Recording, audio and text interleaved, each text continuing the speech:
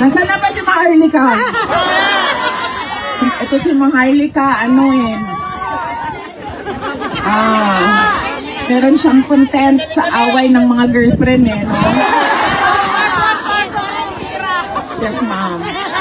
Sabi ko nga doon sa kasamahan ko, sabi ko, alam mo, talino talaga to si President Duterte. Hindi siya nag-asawa ulit.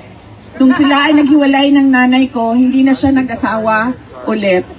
And therefore, ngayon, wala sa kanila ang makapagsabi na siya ang pwedeng pagmamayari kay dating Pangulong Rodrigo Duterte. Dahil lahat sila ay pare-parehong girlfriend lang.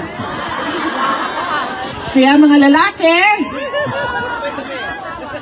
kapag kayo ay pinalaya ng asawa ninyo, huwag na po kayong mag-asawa ulit.